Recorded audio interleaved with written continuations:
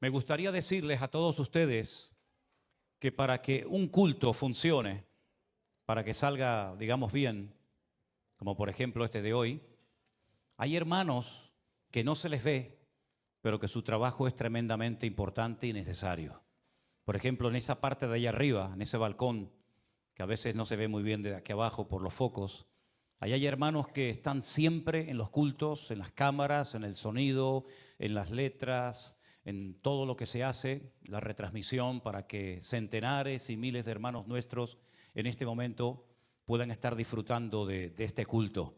No solamente hay hermanos constantemente allá arriba, también está nuestra hermana Canderina traduciendo los cultos al inglés, porque hay personas que nos piden que ellos no hablan español y quieren escuchar también el mensaje en inglés.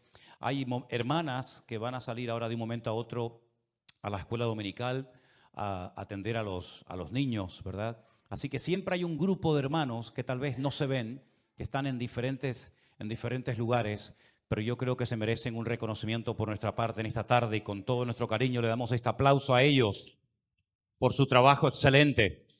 Gracias. Que Dios les bendiga. Gloria a Dios.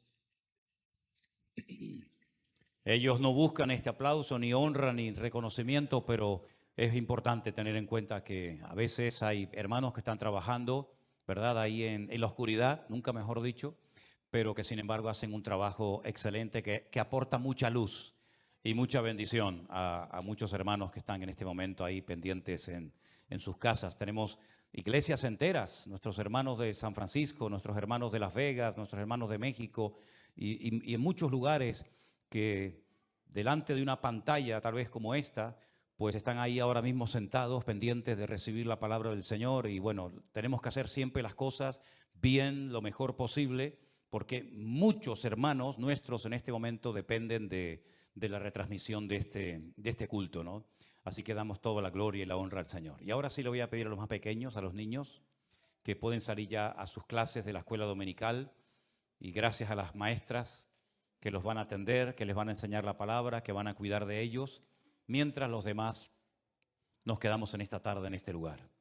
Y mientras van pasando, déjenme que les diga que nada más terminar el congreso de este año en Toledo, automáticamente nos pusimos a trabajar buscando un nuevo lugar, porque sabíamos que aunque durante 2 años seguidos celebramos nuestro congreso, el primer año fue Lo mejor está por venir, ¿se acuerdan?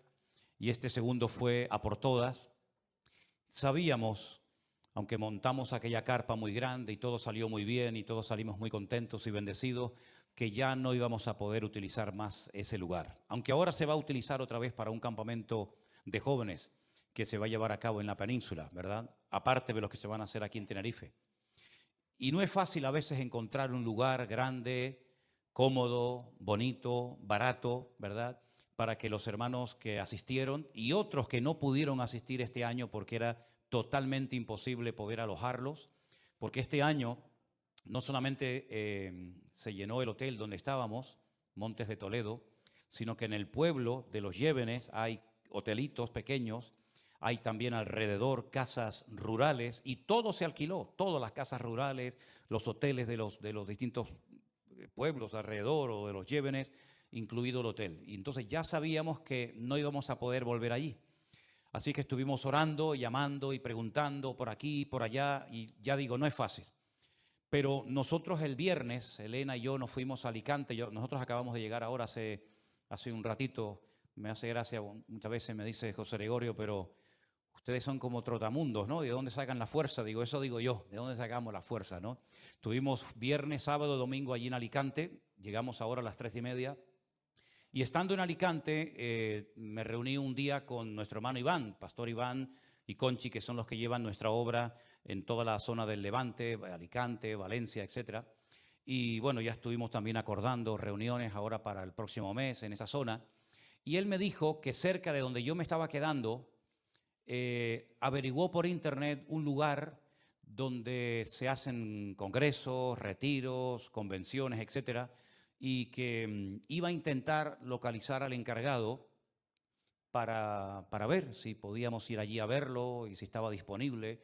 Des en cuenta que la fecha de Semana Santa son fechas muy buscadas y muchas iglesias y muchos ministerios hacen sus convenciones, sus retiros, pero en esas casualidades de Dios, el director de ese lugar estaba allí, a 25 minutos de donde yo me estaba quedando. Entonces Iván me llamó y me dijo, si quieres puedes ir ahora, él te está esperando, llámalo. Yo lo llamé, fui para allá y, hermanos queridos, jamás en mi vida pensé encontrar un lugar tan increíble, por bonito, por grande, por todo, en ese lugar. Vi todas las habitaciones, los comedores, las salas de reunión que tienen, las piscinas, las canchas de tenis, las canchas de fútbol, las canchas de baloncesto, todo es algo realmente, es una finca de más de 150.000 metros cuadrados, con una arboleda al lado de la playa, ¿verdad?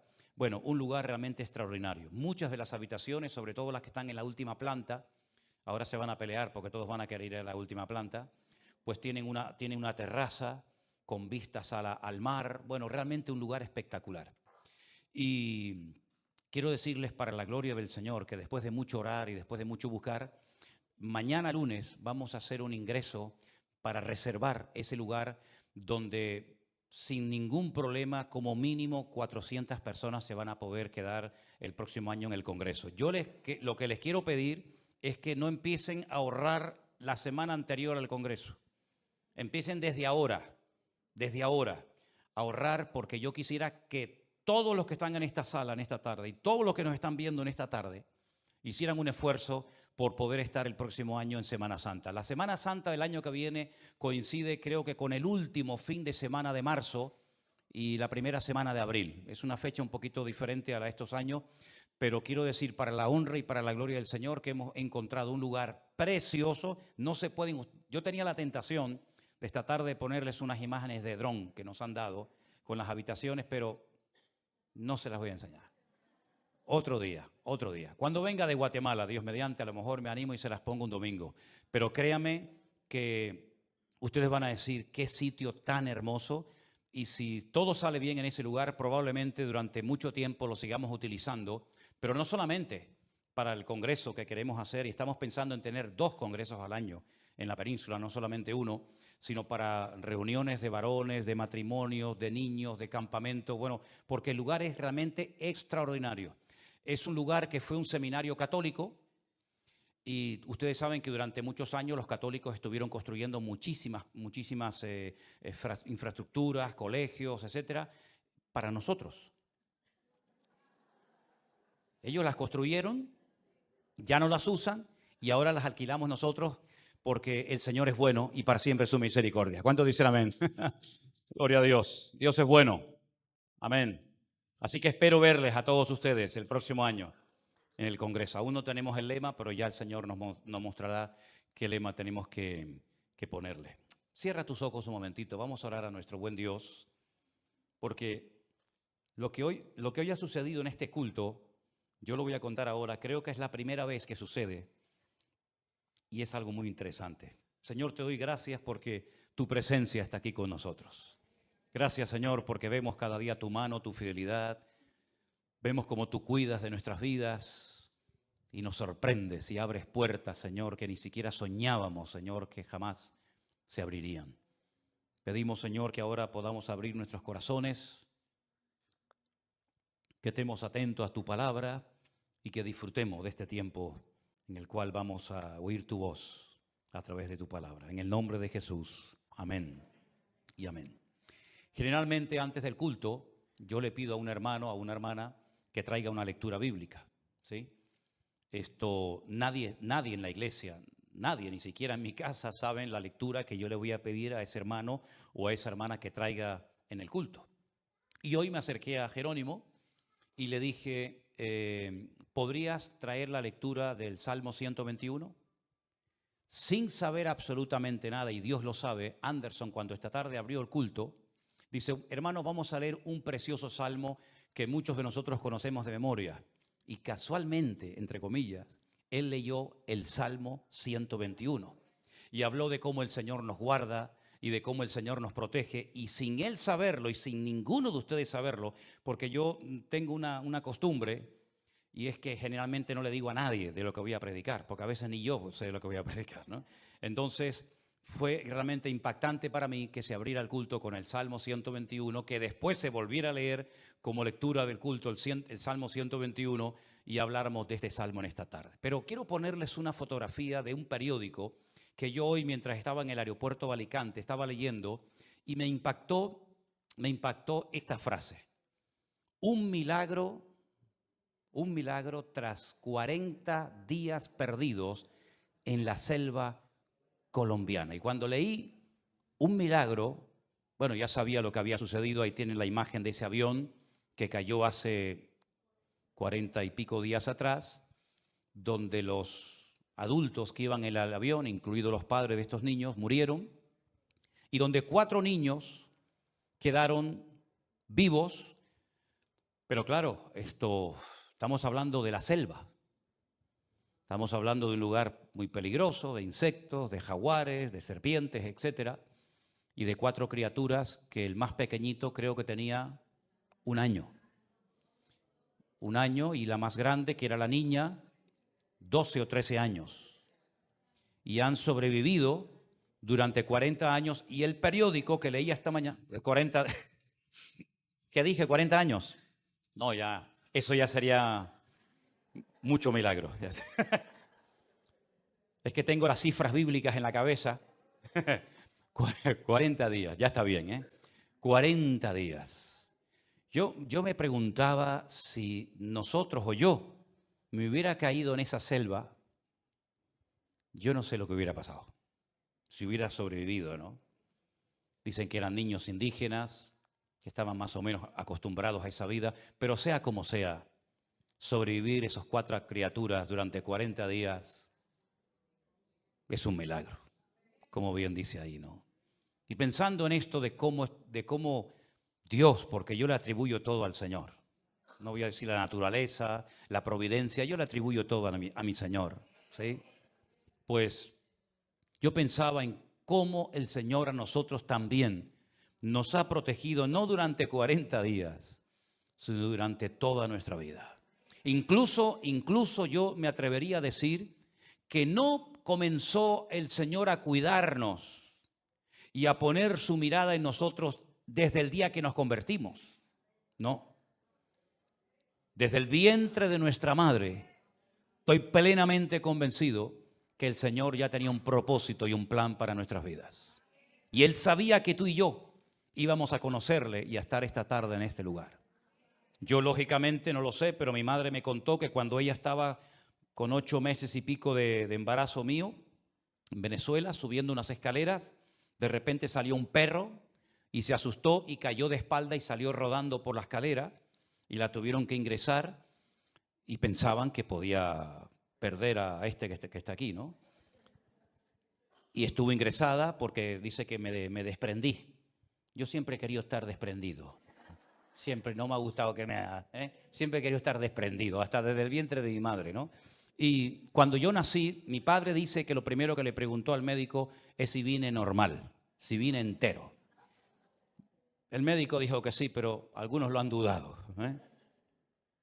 Hermanos queridos, desde el vientre de nuestra madre, nuestro embrión vieron tus ojos, dice la palabra. Y Él nos entretejió, nos formó en el vientre de nuestra madre. Hubiera sido maravilloso haberle conocido al Señor desde pequeñitos, ¿verdad? Como tal vez algunos de ustedes en esta tarde pueden decir, ese es mi caso. Pero en la mayoría de nosotros no fue así. Le conocimos cuando ya teníamos una edad, ya éramos, digamos, adultos, y por eso tomamos la decisión de seguir al Señor. Y yo puedo dar testimonio de que el Señor me ha guardado desde niño. Yo he tenido tropiezos, caídas, se me han partido un montón de huesos, la ceja varias veces, el húmero, la clavícula 2 veces, estos 4 dedos, esta ceja por un lado, por otro lado. Bueno, he tenido un montón de accidentes, un montón de caídas, un montón de tropiezos. Antes de conocer al Señor, y ya el Señor yo sé que me cuidó para esta hora de mi vida. Imagínense después de haberle conocido, la cantidad de veces que el Señor te habrá cuidado. Pero no solamente cuando hablo de cuidado, hablo de caídas, de tropiezos o de accidentes, sino a veces hablo de relaciones que no funcionaron, que no salieron como tú querías. que salieran, pero que a lo mejor hoy, esta tarde, puedes decir, Señor, gracias, porque aquella relación con aquella muchacha o con aquel chico no salió bien. No llegó a buen puerto. No solamente el Señor nos ha librado en aspectos físicos, también por supuesto espirituales. ¿Y cuántas veces el Señor nos habrá librado de maquinaciones del diablo contra nosotros que ni siquiera nos hemos dado cuenta, pero que sin embargo el Señor nos protegió, y cuando estemos en su presencia, Él nos revelará las veces que nos salvó, incluso hasta de la propia muerte? Amén, hermanos. Podríamos contar, Armando y yo, testimonios de cuando estuvimos en África, perdidos, con las ruedas de la moto que llevábamos, tanto una como otra, pinchadas, tirados ahí en medio de la nada. Y estoy plenamente convencido que aquella persona que se nos acercó durante el tiempo que estábamos allí tirados en la selva era todo un ángel. Estoy totalmente convencido. Porque lo que vieron mis ojos en aquel momento allí en Kenia, ya casi llegando al Sudán, al norte, pues es algo que todavía no le encuentro una explicación. Porque una persona con una mano no puede cambiar una rueda de la moto trasera, abrirla así, sacar lo que lleva dentro, arreglarla y salir prácticamente de la nada. Pero en fin, sea como sea, aquí estamos con ayuda y con la gracia del Señor. Y Él nos ha protegido, y todavía lo que nos guardará y nos protegerá, porque la mano del Señor está con nosotros. Amén, hermanos. Y cuando uno analiza desde el principio de la Biblia hasta el final, claro, este mensaje podría durar horas y horas, días y días. Porque cuando uno analiza personajes, por ejemplo, Noé, un hombre que recibe la revelación de que va a caer una catástrofe mundial, un diluvio. Jamás en la vida había ocurrido eso. No había ni un punto de referencia al cual pudiera mirar Noé y decir, ya esto sé cómo es, porque ya sucedió en el pasado. Era la primera vez en la historia que iba a llover de arriba abajo, porque la Biblia cuenta que en aquel tiempo no se regaba la tierra de esa manera, sino con un vapor que salía de la tierra. Y él se preparó durante 120 años, pero enfatizamos el hecho de que él construyó un barco gigantesco. Sí, es verdad, pero ¿y los animales de qué comieron durante el año que estuvo en el arca? El agua que consumían, el alimento que consumían los animales, los cientos de animales que había allá adentro, y él y su familia y sus hijos y las esposas de sus hijos durante un año, agua, comida, etc. Fue un trabajo tremendo. Y cuando se desataron las cataratas del cielo, dice la Biblia que todo el mundo se anegó y quedó bajo agua. Pero la palabra de Dios nos dice que él sobrevivió. Y cuando él sale, se encuentra un mundo totalmente renovado, transformado. Ya el mundo, el planeta Tierra, nunca más volvió a ser lo que había sido. Digamos que se encontró una tierra nueva. Pero la palabra de Dios nos dice que él lo protegió durante el tiempo del diluvio. Y fíjense dónde construye el arca y dónde termina el arca, en el Cáucaso. Allá arriba, en miles y miles de metros de altura. Allí se quedaron como restos para la posteridad las toneladas de madera del arca de Noé. Cómo Dios protegió a esa familia de una forma milagrosa, de hambre, de frío, de tormentas. Y podemos contar su historia porque vemos que el Señor lo protegió y el Señor lo cuidó. Y cuando hablamos de Abraham, podemos decir miles de cosas de Abraham. Pero ahora pónganse en el pellejo, pónganse en la piel de este hombre. Un hombre que vive en un país a miles de distancia de donde Dios lo quiere llevar. No es un camino fácil, es un camino probablemente de semanas, de meses y tal vez hasta de años. Por un camino que nunca había transitado. No sabía en el fondo a dónde iba. Dice que Dios lo iba dirigiendo día a día. Y cómo Dios lo protegió. De bestias salvajes, de serpientes, de escorpiones, de enemigos, de salteadores del desierto. Y Dios lo llevó desde Ur de los Caldeos hasta la tierra de Canaán, porque ese era el propósito y el plan de Dios para su vida. Lo protegió del calor, del frío, de la lluvia, del sol, de todo. ¿Y qué me dicen ustedes de José, su nieto? Cuando lo llevan a Egipto, lejos de su familia, sin amigos, sin padres, sin nada. En un país donde no habla el idioma, en un país al que llega como esclavo, y allí permanece durante más de 20 años, y Dios lo protegió en la casa de Potifar, Dios lo protegió en la cárcel, Dios lo cuidó de una forma sobrenatural, porque cualquiera de nosotros se hubiera deprimido y se hubiera hundido en la miseria, en las pruebas terribles por las que tuvo que pasar José. Piensen ustedes en la vida de David. Cuando uno recorre, y lo hemos hecho varias veces, el desierto de Judea y ve miles y miles de cuevas con un calor terrible, un calor abrasador de más de 50 grados a la sombra, y cómo este muchacho tuvo que huir durante años de un lugar a otro, huyendo de los celos, huyendo de la ira del rey Saúl. Cómo Dios le proveyó el agua, la comida, el alimento, cómo el Señor lo cuidó. Es milagroso. Realmente la vida de David antes de ser rey, por supuesto después también, pero antes de ser rey el Señor lo cuidó. Y a veces tenían que pelear con osos, a veces tenían que pelear contra leones. Realmente es extraordinaria la protección del Señor sobre la vida de David. No me extraña después los salmos tan preciosos que escribió. Y podríamos hablar del apóstol Pablo. Un hombre que fue apedreado, un hombre que fue azotado, un hombre que estuvo como náufrago en varias ocasiones en alta mar, fue torturado, bueno, le hicieron de todo y el Señor siempre lo cuidó. Hasta que al final él dice, he peleado la buena batalla, he acabado la carrera, ya he llegado al final de mi vida.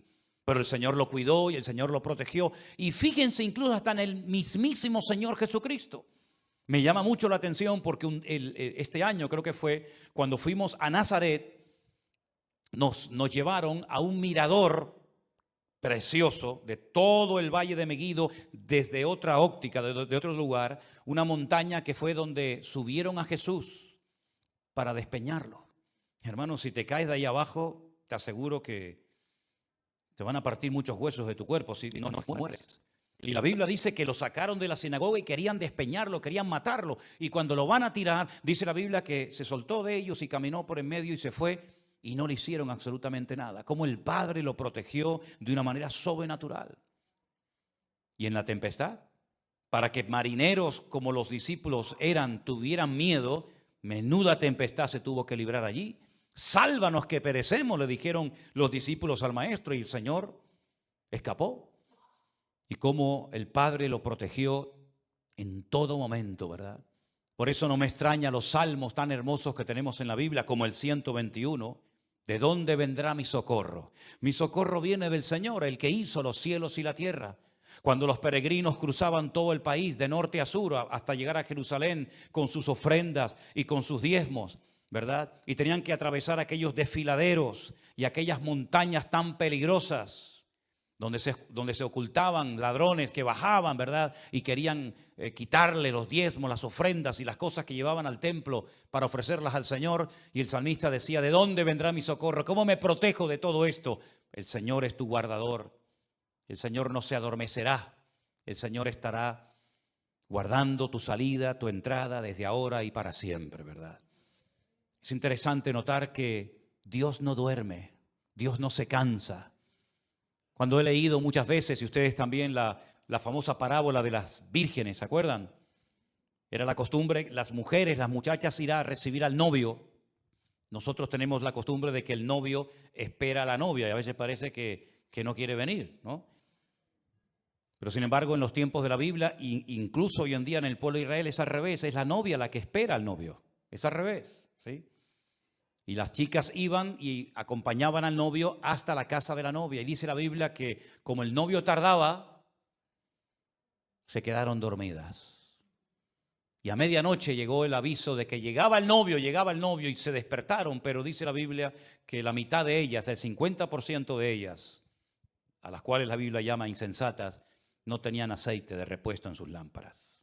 Solamente las otras 5 tenían aceite en sus lámparas y llevaban aceite de repuesto y pudieran entrar en el convite, en el banquete con el novio, ¿verdad? Pero el Señor no se queda nunca dormido. No hay que despertarlo, decía el profeta Elías a los profetas de Baal. Griten, griten más fuerte.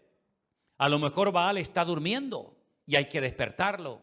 O a lo mejor se ha ido de camino y se reía y se burlaba de ellos porque él sabía, y todos nosotros sabemos, gracias a Dios hoy en día, que los ídolos de las naciones tienen oídos, pero no oyen. Tienen boca y no hablan.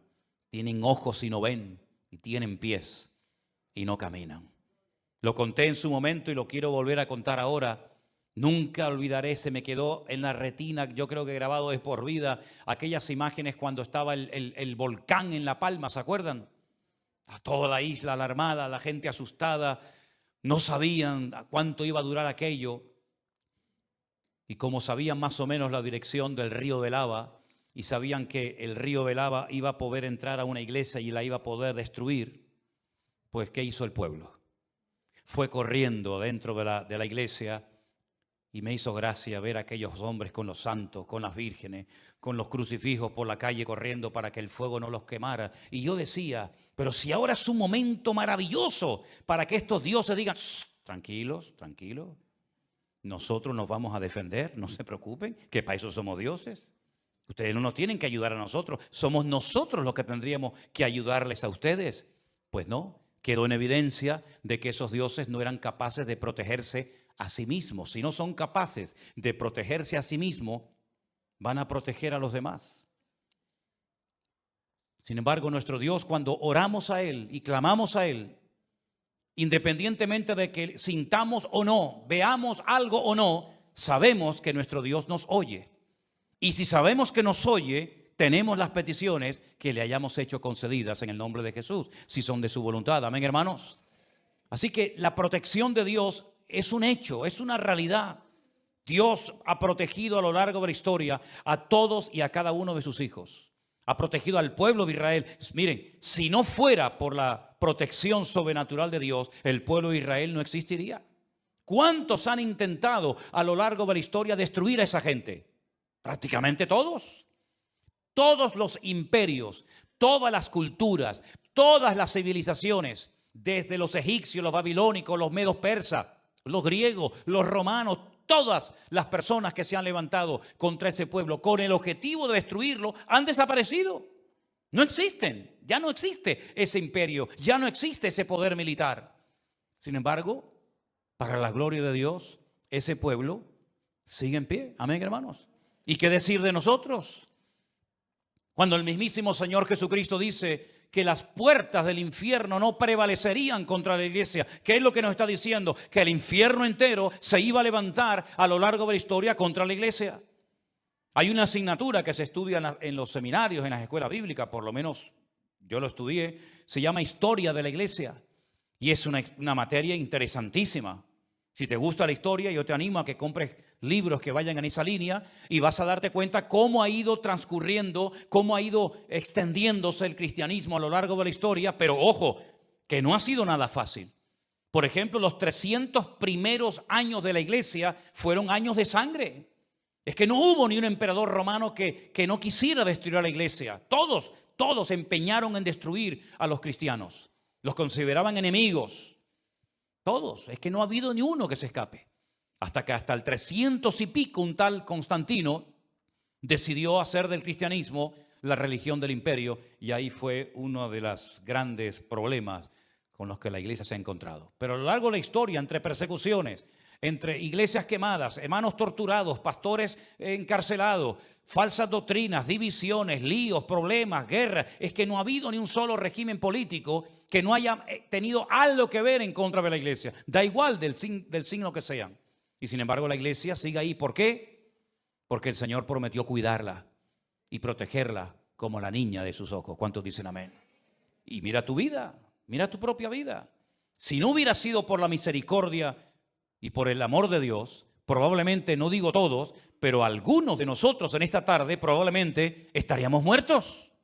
Pero Dios nos protegió, hermanos, de aquella enfermedad, de aquel accidente, de aquel ataque o como sea. Dios nos ha protegido porque Él lo ha prometido en su palabra y sabemos que la protección de Dios es el mejor seguro de vida que podemos tener en esta vida, valga la redundancia.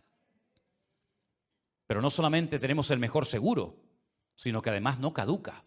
Porque ustedes saben que si usted le hace un buen seguro a su coche, a su moto, a su casa o a tu vida, en cuanto dejes de pagarlo, caduca, ya no tiene vigor. Pero sin embargo, como ese seguro lo pagó el Señor Jesucristo con su vida y con su sangre, sabemos que la protección y el cuidado de Dios sobre tu vida y mi vida nunca va a caducar. ¿Cuántos dicen amén? Sino que Él nos cuidará de noche y de día. Ahora, a mí me llama mucho la atención algo que dice en el verso 7. Y mira que he leído veces este salmo. Además, yo le pedí al Señor que me enseñara, que me ayudara hasta aprendérmelo en hebreo, y me lo aprendí en hebreo y todo. Así que para mí es un salmo muy especial que constantemente lo menciono, ¿no? Pero hay una parte que hoy leía de este salmo y me impactó tanto, que es el verso 7, cuando dice: Él te guardará de todo mal. ¿Cuántas veces hemos leído esto? Miles. Él me guardará de todo mal. Es decir, que si me va a guardar de todo mal, lo que me está pasando en este momento, sea lo que sea enfermedad, sea crisis matrimonial, crisis económica o lo que sea, no es un mal. Porque si Él me va a guardar de cosas malas, me va a proteger de que me afecten cosas malas, lo que me está pasando ahora mismo como creyente no es algo malo, es algo permitido por el Señor para mi crecimiento y para mi desarrollo espiritual. Luego, no hay nada malo en tu vida. No es que hay cosas buenas y cosas malas, no, porque esa no es la promesa de Dios. Y repito, lo que Dios promete, Él lo cumple. Él te guardará de todo mal. Luego podemos decir, y ahora lo entendemos mejor, que si amamos a Dios, todo nos va a ayudar para bien, porque no hay nada malo. Todo viene para el bien y el propósito de Dios en nuestra vida. Entonces, ¿no será mejor cambiar la actitud y las formas que tenemos a veces de hablar y de expresarnos? ¿Cuántos conocieron o vieron alguna película o han oído algo de Bruce Lee? Algunos dicen, ¿eh? Bruce Lee no es un champú, no es un jabón. Fue un señor que peleaba muy bien. Bruce Lee dijo: nunca hables mal. Yo te voy a decir lo que él decía, ¿vale? Porque las palabras tienen como una energía. Y tu cuerpo no sabe diferenciar entre palabras buenas y palabras malas. Todo lo que sale por tu boca, el cerebro como que lo capta y te condiciona tu estilo de vida. Claro, cuando uno va a la Biblia, uno se encuentra que por la boca puede salir agua dulce o agua salada, es decir, palabras de bendición o palabras de maldición. Y Santiago dice: esto no debe ser así. En otras palabras, Dios nos ha dado una herramienta tremendamente poderosa, que es el poder de las palabras. Y con nuestras palabras podemos matar a una persona, podemos levantar a una persona o podemos hundirla en la miseria. Con las palabras podemos predicar la palabra, podemos bendecir a Dios o podemos hacer todo lo contrario. Y si nosotros le damos lugar a la queja y salen palabras de queja y de lamento por nuestra boca, lo que estamos haciendo es prolongar nuestra enfermedad y evitar que la bendición de Dios muchas veces venga a nuestra vida por nuestra forma incorrecta y negativa de hablar. ¿Cuántos dicen amén? A mí me llama la atención que el Señor, cuando reprendió a Pedro, no fue porque cantó mal o porque hizo algo mal, sino porque habló mal. De ninguna manera te acontezca esto, Señor. Lo había pensado, pero el Señor no reprendió el pensamiento de Pedro. El Señor no reprendió la sensación de su corazón de decir: ay, qué pena, me van a matar al Señor. No, sino el Señor actúa cuando sale una palabra incorrecta por la boca de Pedro y le dice: apártate de mí, Satanás. En otras palabras, si Dios nos ha dado esta herramienta tremendamente poderosa, ¿no piensan ustedes que lo mejor sería aprender a hablar correctamente antes de hacernos daño a nosotros mismos o incluso a los que nos rodean? A lo mejor algunos de ustedes se criaron en un ambiente donde nunca hubo una palabra de cariño, donde nunca hubo un te quiero, un perdóname. A lo mejor echas de menos todo eso. Pero lo hermoso es que tenemos la palabra de nuestro Dios, que es bálsamo a nuestra alma. Y esa palabra que tal vez no la pronunció tu papá, tu mamá, tu amigo, quien fuera, la vas a encontrar en la palabra de Dios. Y esa palabra que va a traer calma y va a traer paz y va a traer libertad a tu mente y a tu vida, la tienes aquí en la palabra escrita de Dios. Y por eso, cuanto más la leas y cuanto más la interiorices y cuanto más la practiques y cuanto más la hables, más crecimiento y más madurez espiritual vas a tener en tu vida. Porque la palabra de Dios es medicina a todo nuestro cuerpo, dice la Biblia. Porque la palabra de Dios dice que es viva. Si sientes que te estás enfermando, que te estás debilitando, que te estás muriendo, la palabra dice que la palabra de Dios es viva y es eficaz. Por lo tanto, si la palabra de Dios es viva y es eficaz, pronúnciala, porque esa palabra surtirá efecto en muchas personas que cambiarán de muerte a vida y encontrarán la paz de su corazón que en este mundo nunca van a poder encontrar. ¿Cuántos dicen amén? Las palabras que salgan por nuestra boca van a traer la bendición de Dios o la van a alejar. Y cuidado con el hecho de que las circunstancias que te rodeen condicionen tu forma de hablar. Y te voy a poner un ejemplo. Jesús fue un día a la casa de unos hermanos. Estos hermanos son muy conocidos, Marta, María y Lázaro. Vivían en Betania. La Biblia dice que mientras una estaba con los quehaceres de la casa afanada, la otra se sentó a los pies de Jesús para oír sus enseñanzas. Para ellos era un privilegio poder tener al maestro ese día en su casa. Estaban contentos. Jesús amaba a Lázaro. Había una amistad. Jesús iba por allí, se quedaba a comer con sus discípulos, a compartir palabras, bendiciones. Pero las cosas cambiaron. Y dice la Biblia que Lázaro cayó enfermo, gravemente enfermo. ¿Qué es lo que hacen ellas? Lo que harías tú y yo, llamar al Señor, clamar al Señor. En ese momento no tenían que orar porque lo tenían presente y lo que hacen es llamarlo, clamar a Él, por favor, ven que el que amas está enfermo. Cuando el Señor llega 4 días, desde el punto de vista de ellas, tarde, las dos se pusieron de acuerdo en sus argumentos. No solamente Marta, que parecía si me permiten, tal vez la menos espiritual, sino que las dos dijeron exactamente lo mismo al Señor. Señor, si hubieras estado aquí, nuestro hermano no habría muerto. Es decir, nosotros hicimos lo que tú nos enseñaste. Cuando tengamos problemas, te pedimos. Cuando tengamos necesidades, te llamamos. Y nosotros lo hicimos, pero no funcionó. Has llegado tarde. Y mi hermano se podía haber salvado de la muerte si tú hubieras venido cuando nosotras te llamamos. Pero te llamamos y no nos respondiste. Y entonces mi hermano hoy no está enfermo. Mi hermano está muerto. Fíjate cómo cambió la forma de hablar de estas hermanas, porque las circunstancias cambiaron su forma de expresarse. Es el mismo Señor, pero ya no es la forma igual de hablar antes que ahora. Entonces el Señor comienza a darles palabra. Yo soy la resurrección y la vida. El que cree en mí, aunque esté muerto, vivirá.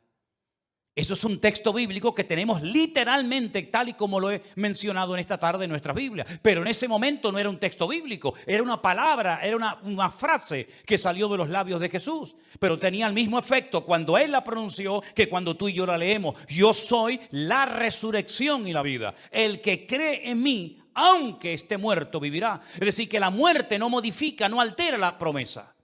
Y entonces ellas, haciendo una mala interpretación de la palabra que recién acaban de oír, dicen, yo sé, nosotras sabemos, ellas eran judías y conocían las escrituras, que nuestro hermano resucitará.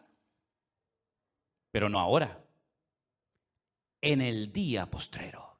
Cuando llegue ese día, cuando resuciten los muertos en toda la faz de la tierra, también lógicamente nuestro hermano resucitará. Es decir, ellas no han dejado de creer en las promesas de Dios, pero no con un cumplimiento inmediato y aquí y ahora, sino en un lejano, hipotético momento del futuro.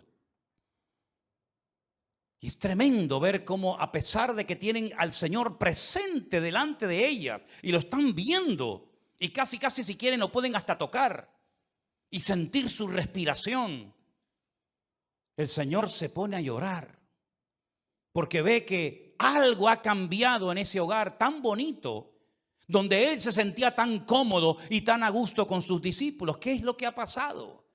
Las circunstancias han cambiado a la familia. Y es una lástima ver cuando hay creyentes que en vez de cambiar el ambiente los cambia a ellos. Y en este caso, la muerte afectó tanto su fe que ya no creían que en ese momento, aunque allí estuviera el Señor, podía haber un milagro. Y entonces Él le dice, vamos al cementerio. Y cuando da la orden de quitar la piedra, le dan como un consejo al Señor. Señor, Mi hermano hace 4 días que murió. Como si no lo supiera el Señor, ¿no? Y mi hermano ya está en un proceso avanzado de descomposición. En este país hace mucho calor. Y después de 4 días tiene que salir de ahí un olor terrible, Señor. Qué tremendo, ¿verdad? Cuando el Señor quiere hacer algo en una iglesia y no lo dejan. Cuando el Señor quiere hacer algo en una vida, en un joven o en una familia, y por una actitud incorrecta y una forma incoherente de hablar, la bendición se fuma y se va, hasta que encuentra cabida en otra vida, en otro corazón, ¿verdad? El Señor llora allí en el cementerio y le dice a las hermanas: no te he dicho que si crees en mí, verás la gloria de Dios. Tratando el Señor de animar, de convencer, de sacudir la fe y la conciencia de las hermanas de Lázaro, porque parece que ya no creen en nada. Hermanos queridos, que nunca a ti y a mí nos pase eso. Amén, hermanos. Que nunca, jamás nos oigan hablar aquellos que nos conocieron y digan: ¿cómo hablaba del Señor esta persona? ¿Cómo testificaba de su Dios? Y ahora mira cómo está. Desanimado, triste, no cree en nada ni en nadie, todo el día quejándose y lamentándose. Hermanos, que Dios nos cuide y nos guarde de esa actitud de derrota que no glorifica al Maestro, que no glorifica al Señor, sino que nos hunde cada vez más y más en nuestra tristeza y en nuestra miseria moral y espiritual. El Señor saca a Lázaro de la tumba, pero casi como que tiene que convencerla de que no se preocupe, no importa que hace 4 días, como si hace 20 años, da igual. ¿O es que acaso no van a resucitar personas que llevan centenares y miles de años muertos, hermanos? ¿No va a resucitar Abraham? ¿Y cuántos años hace que murió Abraham? ¿No va a resucitar Pedro y Tomás y Santiago y José y María y Jacob y los hijos de Jacob? ¿No van a resucitar millones de personas que ya no hay prácticamente nada de ellos? Y aquellos que fueron lanzados al mar, aquellos que murieron en un accidente aéreo, aquellos que murieron en una explosión, ¿no van a resucitar esos miles y millones de seres humanos, sí o no? Pues ¿cuánto más va a resucitar Lázaro, que lleva solamente 4 días muerto? ¿O es que acaso el Señor no puede levantar un muerto de 4 días cuando va a resucitar a millones de personas que ya no están ni en el polvo, ¿verdad? Hermanos queridos, Él te guardará de todo mal, pero guárdate tú también. El Señor guardará tu alma, pero guarda tu alma tú también. Selecciona tus amistades, selecciona incluso, fíjate lo que te digo, hasta con quién te vas a rodear y con quién vas a hacer amistad y dónde vas a trabajar y dónde vas a vivir y dónde vas a estudiar. Tú eres el máximo responsable de velar de tu alma, de tu vida. El alma es la vida, es el nefes, es lo que le da vida a nuestra vida, vaya. El Señor guardará tu salida y tu entrada, desde ahora y para siempre. No será por un tiempo decir, bueno, ya lo bonito se acabó. Como dijo aquella, ¿no? Yo sabía que esto iba a acabar mal porque todo lo bueno acaba pronto. Eso es tal vez el concepto que el mundo tiene. Pero nosotros sabemos que nuestro Dios es un Dios fiel, que nos va a proteger cuando seamos jóvenes y cuando seamos viejos. Por eso dijo el rey David: yo fui joven y ahora he envejecido, pero mi Dios sigue exactamente igual. Yo fui joven, ahora he envejecido, pero nunca he visto a un justo desamparado ni a su descendencia que mendigue pan. Porque nuestra protección no depende de nuestra vitalidad física, ni de nuestro patrimonio material, ni de nuestra capacidad de movernos y de actuar y de hablar. No. Y aunque estuvieras postrado en una cama, y aunque no pudieras moverte, y aunque no pudieras hablar, la protección del Señor va a ser exactamente igual, desde ahora y para siempre. Cuando eras joven y te buscabas la vida, dice el Señor, bueno, ibas a donde querías, pero cuando seas viejo te ceñirá otro, pero igualmente yo estaré con vosotros todos los días hasta el fin del mundo. Por consiguiente, hermanos, la vida cambia, la vida fluctuante, las modas, los tiempos, las situaciones, las circunstancias. Lo importante es que tú no cambies. Y si cambias, cambia para bien y no para peor. Permítame llevarles al último libro de la Biblia y leerles algunos versículos que yo creo que nos van a ayudar mucho a tener claro que el Señor estará con nosotros siempre y nos va a cuidar y a proteger, pero nosotros somos responsables de nuestros actos.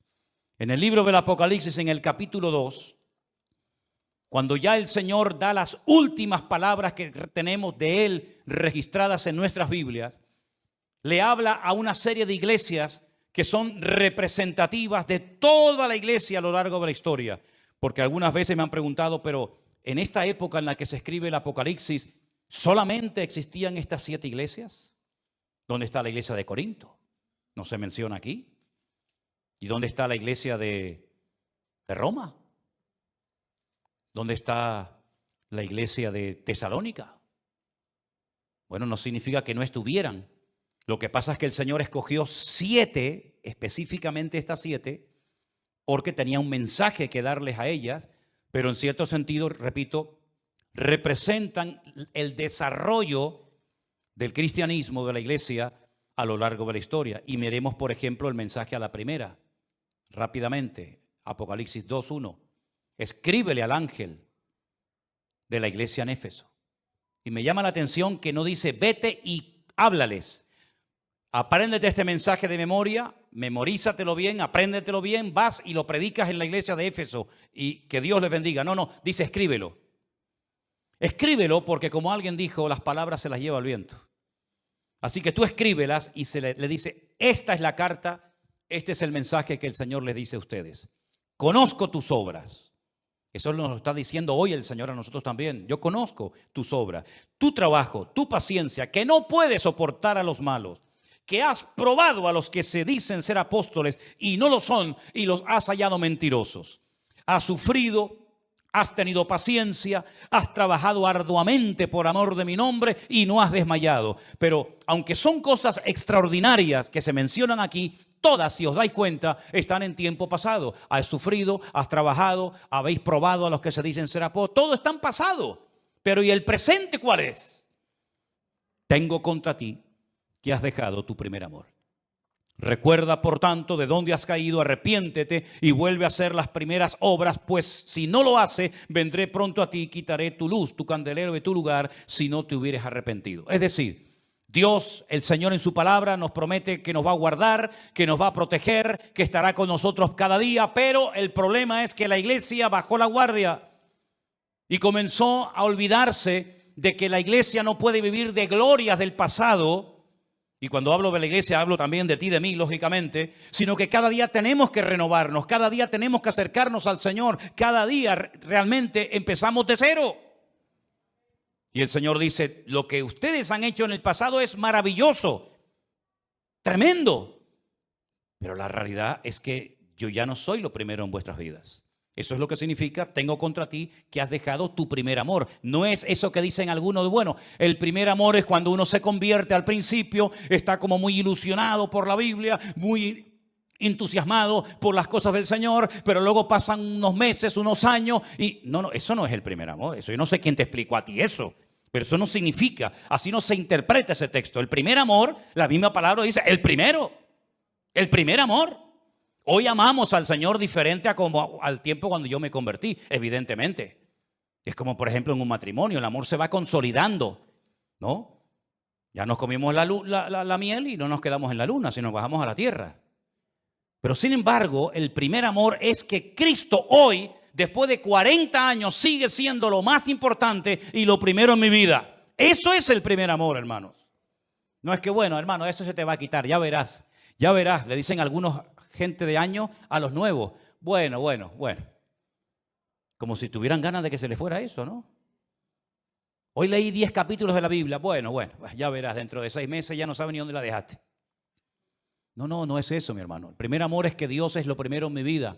Antes que mi marido, mi esposa, mis hijos, mi familia, mi coche, mi moto, mi barco. Antes de todo, Él es lo primero, el número 1 en mi vida. Y esto fue lo que le pasó a la iglesia. Y podríamos ir una por una. Pero como no disponemos de tanto tiempo, a la última iglesia le dice, estáis tibios.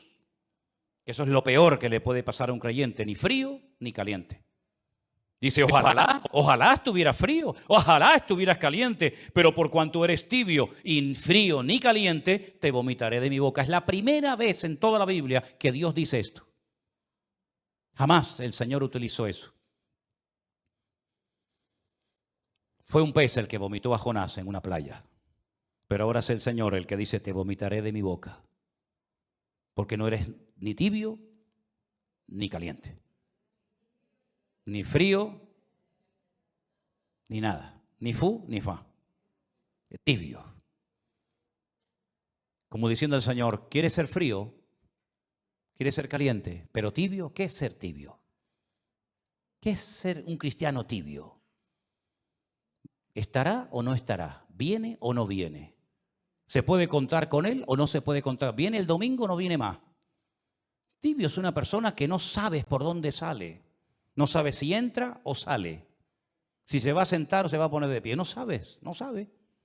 Yo me acuerdo que en mi época, hablo del siglo pasado, te preguntaban, ¿ese es cristiano o esa es cristiana? Y uno decía, sí o no. Hoy en día mi respuesta ¿es o no es? No sé. No lo sé. Hay casos que créame que todavía con los años que llevo en esto, te digo que yo no sé si es convertido o no. No lo sé. Ora, pero bueno, orar no hace falta ser cristiano para orar. Hay inconversos que oran también, ¿verdad? Canta, pero para cantar no hace falta ser convertido. Hay muchos inconversos que cantan y cantan a veces mejor que nosotros. Por lo tanto, mis queridos hermanos, si el Señor ha prometido cuidarnos, bendecirnos y protegernos, ¿por qué nosotros no colaboramos con el Señor? Y en vez de ponérselo difícil y complicado, no nos rendimos a Él y le decimos al Señor, Señor, cuida de mis hijos, que tú lo vas a hacer mucho mejor que yo como padre o como madre. ¿No te parece? Quítate esa carga, esa preocupación de mi niño y la niña, dónde estará y con quién estará y estará hablando. Mira, tú no puedes vivir con esa carga, mi hijo. Las casadas, los solteros, las viudas, los separados, quien sea, vamos a descansar en Dios, hermanos. Cuando llegues a la noche a la cama, no estés toda la noche dándole vueltas a la cabeza y será y no será, y le hablo, no le hablo, me llamará, no me llamará, vendrá, no vendrá. Relájate, en paz me acostaré, dice la Biblia. En paz, para dormir en paz tienes que acostarte en paz. Porque si no llevas la paz a la cama, ¿cómo vas a dormir en paz? Entonces relájate. ¿Qué va a pasar en el futuro? No lo sé ni me interesa. Solamente sé que mañana el Señor volverá a estar conmigo. Porque Él no cambia. Y entonces no voy a estar ansioso, no voy a estar preocupado. Porque el Salmo 121 dice que Él me guardará de todo mal desde ahora y para siempre. Cuando salga, cuando entre, cuando es de día, cuando es de noche, da igual. Me guardará de todo peligro, de todo mal. No se adormecerá, no se cansa, no se va a aburrir nunca de mí. El Señor siempre estará a tu lado. Procura tú también estar siempre al lado del Señor. Y no bajar la guardia. Y hacer tu parte para que el Señor haga su parte en tu vida. ¿Cuántos dicen amén? Cierra tus ojos, por favor, hermano y hermana. Confíen en Dios, en sus palabras, en sus promesas.